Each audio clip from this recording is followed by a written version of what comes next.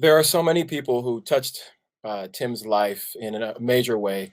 People who were peers and collaborators, but also heroes and inspirations. This next person I'm going to speak with was certainly someone that paved the way for Tim, and it eventually became his friend. This is David Guetta. Hey, Hi, David. I'm good from Miami confinement. From my, I know, and I'm here in LA.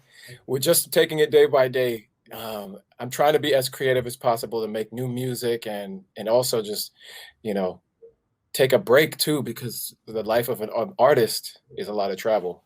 That's true.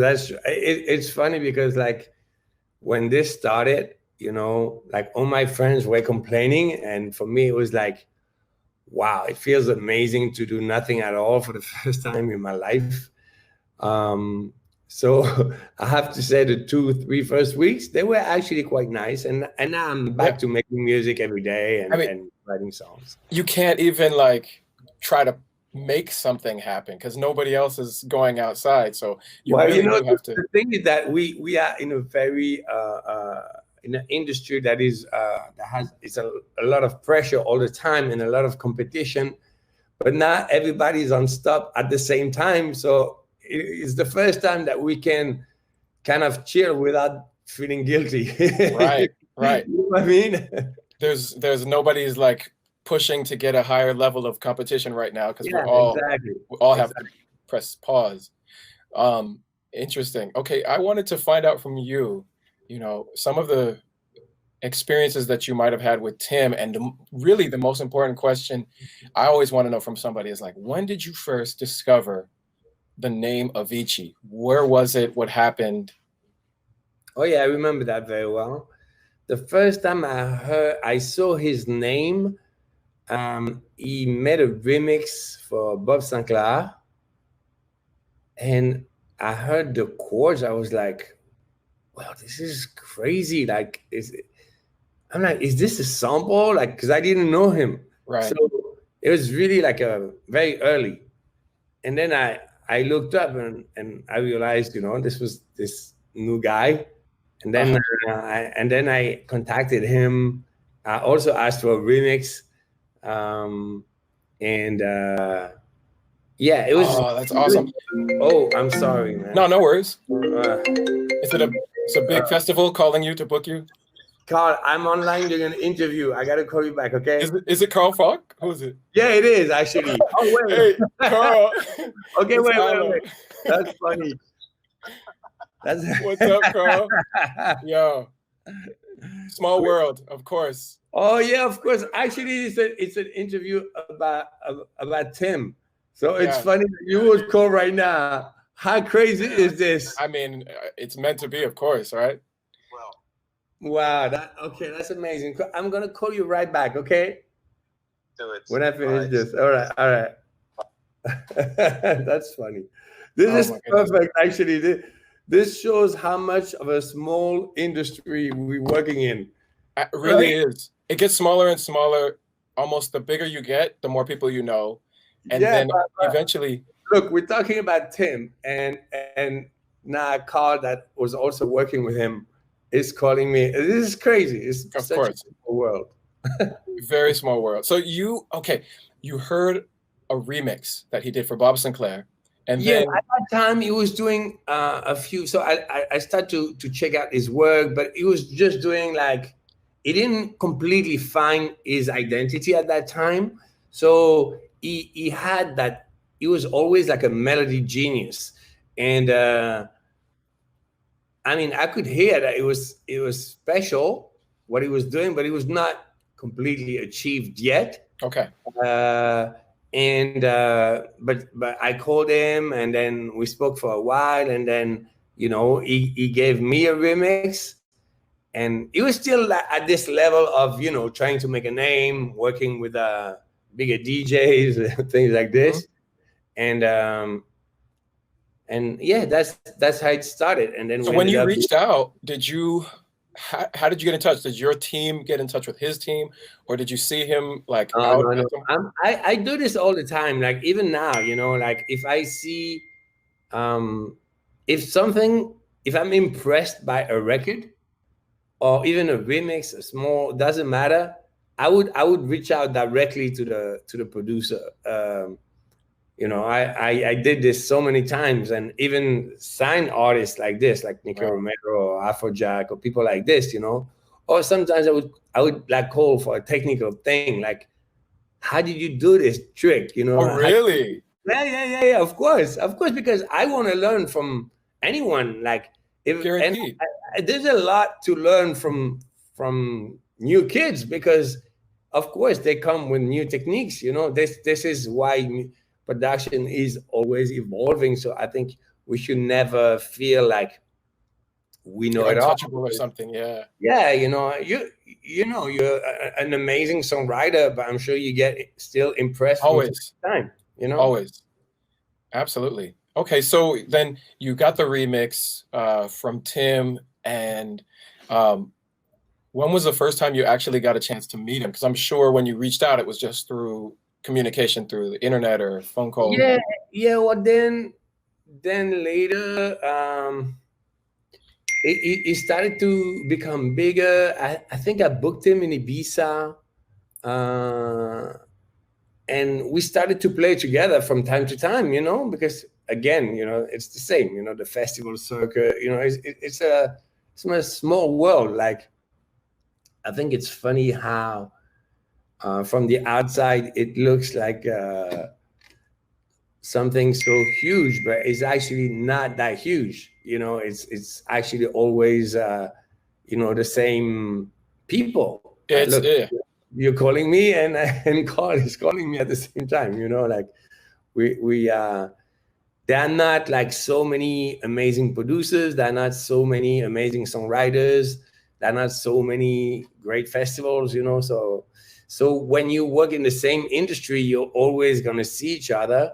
And especially for DJs, you know, when Tim started to be in that circuit, and it was kind of the golden age of EDM, you know, it was, he actually, I think he came right after, like, I made my big, you know, I had my big revelation moment in 2009 with I Got a Fitting and When Love Takes Over and Sexy Bitch, all those records. Mm-hmm. And I think right after there was Swedish House Mafia, that was like, you their know, moment. I just.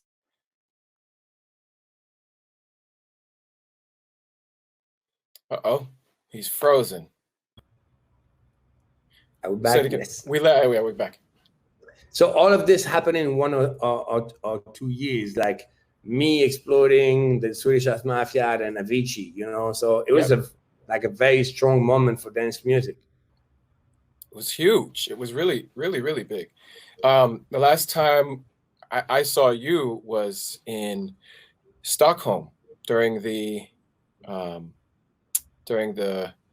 tribute to Tim. And you know, how did that feel when you were out there? I'm sure you've been to Stockholm many, many times, but this was a totally different kind of experience. Yeah, absolutely. It was totally special, and I was actually amazed to see, you know, like how many people came. The feeling that was there, it was really unique, and I mean, it's incredible to, you know, be able to leave such a huge footstep, you know, have such a legacy in terms of music, but also in terms of impact in the life of people, you know. And I think this is what we're trying to do, you know. We're trying to, at least for me, and you know, I'm trying to give happiness to the people, influence their life in a positive way. And I think you definitely did this. He definitely did this. I'm also trying to do it. But that night, you could see how strong the impact he had was. Huge.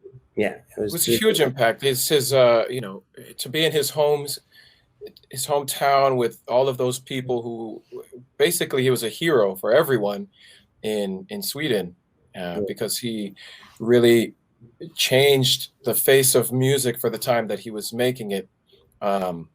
When you heard, you know, like Levels for the first time, do you remember? Oh my God! Did you get it in a email or something, or? No, but wait, I have something. I have a story about this. Mm-hmm. So at that time, I was working as a producer. I'm not going to say for who, it doesn't matter. But I was working at that time as a producer for let's say a record company, mm-hmm. and I would produce, you know, some of their big artists, and I have the guy is a very good friend of mine. I have a phone call and email saying like, okay, we're doing a version of Levels with Florida, but it was before the record was even a hit, you know. Okay. And he said, well, this is cool with Avicii, but we cannot use the master. Could you reproduce that record, right, so that we can do the version with Florida? And I'm like, but you sure he's cool with that? So, but I knew him, thanks God. Sure. So I double checked, and you know, I called at that time. I called Ash because that was like more like a business thing, and Ash was like, absolutely not. We're not cool with that at all. And so, you know, that could have been such a terrible mistake from me, you know, if I didn't double check. Because imagine David Guetta trying to steal the sound of Avicii before he got famous. That would have been like a disaster, when it was never my intention, you know. So then I decided not to do it, even though the record went to #1, you know, and you know, but because. So somebody else ended up producing that Flowrider version. Yeah, of course, but it's okay for a producer to do that, I guess. But for someone that is also a DJ and was his friend, that would have been horrible, yes, you know, terrible. And so, yeah, I mean, I think the record labels, of course, they hear different sounds and they want to duplicate certain sounds and try to just keep like, of course, you know, of course. But why wouldn't they just? It was interesting because at that time, Level was #1, and the version with Florida was #1 at the same time. Right. This is to say that it's interesting because it shows that pop and dance music, they are kind of different markets, and they can totally exist. Yeah, you know what it is, like good music is going to transcend a genre. And so I think that's what, of course, Flowrider and his record label recognizing, like, this is good no matter what genre, it's going to win. Exactly. And so they stole it, which. Oh, they finally had an agreement with them. Oh, they did? Okay. No, well, they didn't steal. But, you know, it just would have been a bad look for me if I would have done that, and it wouldn't have been right for me. Of course not. To do it without him being okay with it. Yeah, so that was the first time I heard that Level, you know, but I was super impressed. I was like, oh my God. And the second time that completely killed me, I remember it was at my place in Ibiza, and Tim came to my house to play me his new album. Yeah. And I heard your song. Yeah. And I was like, did it feel good to you when you first heard it? Not even the end of the song, in the middle. I told him, I'm like, that's it. It's over. You're taking over the world. That's it. Wow. So I bet that was his confidence to want to play it live at an Ultra, because really, you know, having your blessing and other people in the industry. I don't know if I was this influential, but I mean, I think he was happy, but yeah, for sure, you know, like he played. I remember the first one he played me with "Wake Me Up," and then he played me "Oh Brother." Hey brother. And then he played me a third one from the album, and I was like, okay, stop, that's it, it's over, it's finished. You're like, okay, I'm gonna retire. You're taking over. Like, oh my God, this is crazy. I was so impressed. I was like, wow, you know. And I was also very touched by you know, the lyrics of your song. It was so crazy. That song is really a masterpiece. Really. Yes, we were able to make some put lightning in a bottle, you know, and I always think when I'm writing new lyrics, how can I achieve something that strong? You never know what it's going to be paired with and what the circumstances are going to be in society and which label is going to help push it. But that was a really amazing moment. And I wanted to ask from you, like, you know, how are you right now in terms of being creative? Like, what's your method of inspiration? I've been in the studio with you before, and you have such an amazing energy. It's so beautiful to work with you in the studio because when you hear something you like, you're like, yes, that's it, let's do that, and there's no stopping. So, you know, how are you on a day-to-day basis? I'm a little bit of an obsessive person, so when I get, you know, if I don't like it, you won't see me react. But if I love it, I become totally obsessed. And for me, it doesn't matter if I do a record that is meant for underground or a record that is meant for pop, or, you know, I think good music is good music, you know, and I put the same passion, you know, like yesterday, I'm still like buzzing about the show I did for the, you know, I did a charity in Miami. Yeah. And I played in the middle of buildings, you know. I didn't have a real crowd because of confinement, but it was just so amazing. And we raised a lot of money, but people were on the balcony, but I gave myself as much as if I was playing ultra, you know. And yes. And the vibe was magic.